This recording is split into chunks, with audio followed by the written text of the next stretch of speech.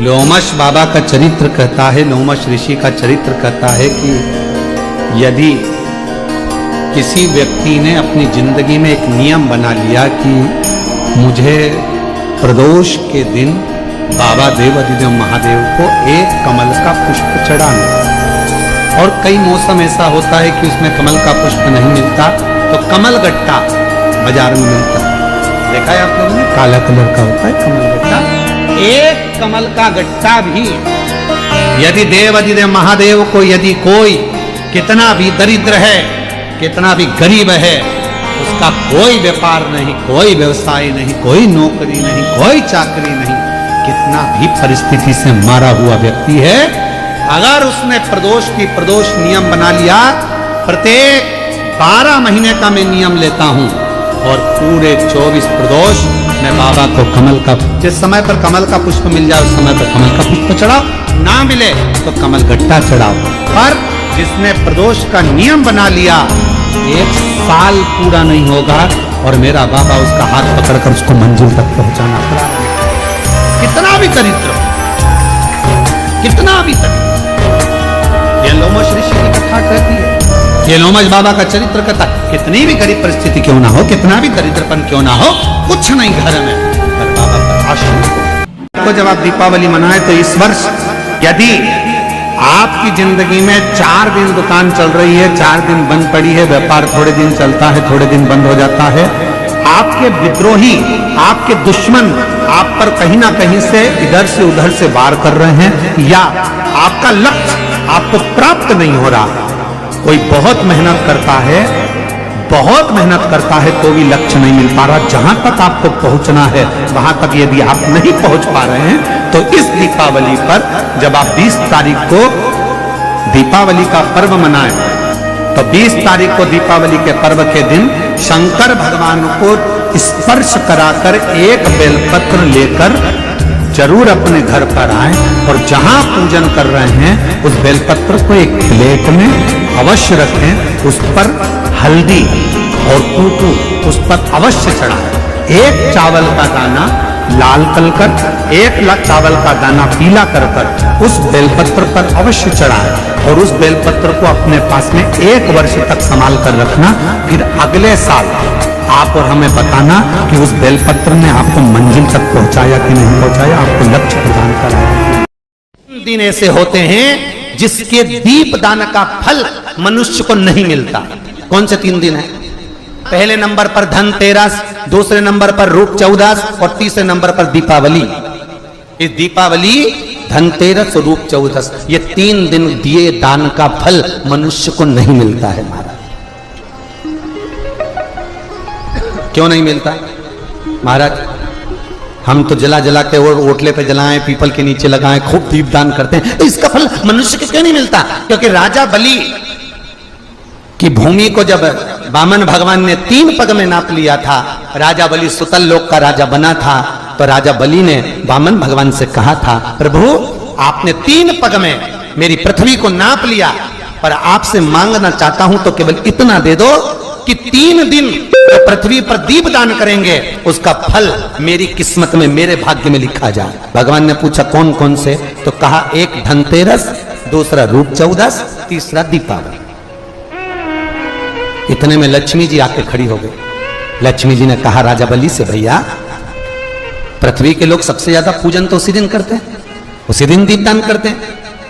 और लोग तो धनतेरस के दिन दिया लगाते हैं, रूप चौदस के दिन लगाते हैं, दीपावली के दिन लगाते हैं, और सारा पुण्य तेरे खाते में लिखा जाएगा, तो उनके खाते में क्या होगा? इतने में राजा बलि ने कहा, बहन लक्ष्मी चिंता मत कर, दीपावली के बाद में जो कार्तिक पूर्णिमा आएगी, उस कार्तिक पूर्णिमा के दिन जो किसी जलाशय के पास में जाकर, नदी, तालाब, कुंड, कुआं, किसी जलाशय के पास में जाकर अगर एक दिया लगा देंगे तो उसको 3 दिन का पुण्य फल 1000 गुना होकर प्राप्त हो जाएगा, 1000 गुना। इसलिए हमारे यहाँ पर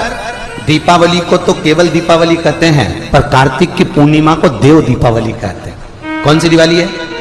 जम के बोलो जरा, देव दीपावली। दीपावली से बड़ी दीपावली होती है कार्तिक पूर्णिमा के दिन, क्योंकि तुमने ये 3 दिन जो दिया लगाया इसका फल तुम्हें जब मिलता है जब तुम कार्तिक की पूर्णिमा के दिन किसी घाट पर, नदी के तट पर, तालाब के तट पर, सरोवर के तट पर जब दीपदान करते हो साहब, तब उसका पुण्य बढ़ जाता है। तो 20 तारीख को दीपावली के पर्व के दिन शंकर भगवान को स्पर्श कराकर एक बेलपत्र लेकर जरूर अपने घर पर आए और जहां पूजन कर रहे हैं उस बेलपत्र को एक प्लेट में अवश्य रखें, उस पर हल्दी और कुंकू उस पर अवश्य चढ़ाएं। एक चावल का दाना लाल कर, एक चावल का दाना पीला कर उस बेलपत्र पर अवश्य चढ़ाएं और उस बेलपत्र को अपने पास में 1 वर्ष तक संभाल कर रखना। फिर अगले साल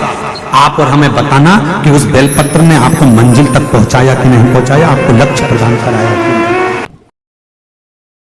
धनतेरस, रूप चौदस, दीपावली, पड़वा, दूज,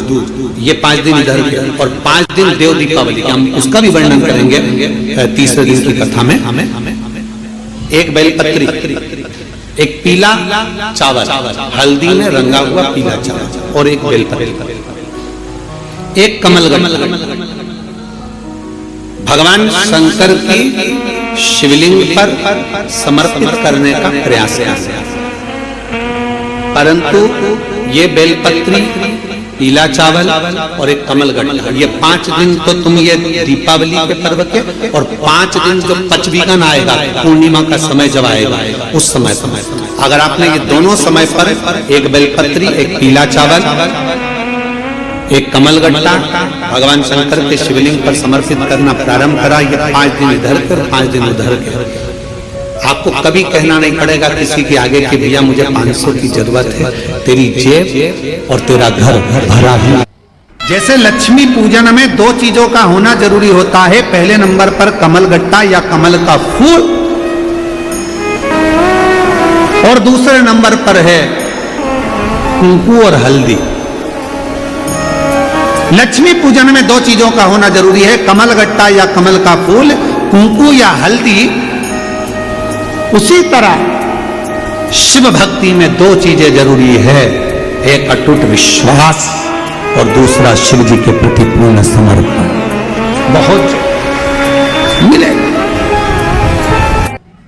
आपके घर में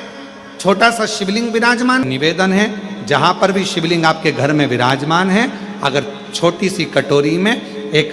बेलपत्र को आप नीचे रखिए, छोटी सी कटोरी उस बेलपत्र के ऊपर रखकर उसमें थोड़ा सा मधु, शहद, शंकर भगवान की साक्षी में शिव जी के सामने अगर शुक्रवार की शुक्रवार रखना प्रारंभ कर दो,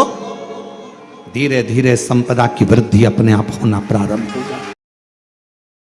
पत्री के बीच वाले पत्ते पर पीला चंदन लगा लेना। कितना लगाना है? बीच वाला जो पत्ता है उस पर पीला चंदन। जब आपको लगे कि मेरा जीवन बहुत कष्टमय है, अब ये रोग, अब ये कष्ट दूर ही नहीं हो रहा, अब ये आए दिन तकलीफ पर तकलीफ बढ़ती, बीच पत्ती पर जब चंदन लग जाए, लगने के बाद में ये दोनों पत्ती पर लाल चंदन लगा लीजिए। तो ये बीच वाली पत्ती है, ये जो बीच वाली पत्ती का जो भाग होता है, इस पत्ती के भाग में शहद का प्रयोग कर कर, यहां पीला चंदन, लाल चंदन, शहद का प्रयोग कर कर इसी तरह से पकड़कर ये बेलपत्री की जो डंडी है वो अशुक सुंदरी पर जब आप समर्पित करें तो जहां से जल बहता है उस ओर पर इस पत्ती को चढ़ाकर केवल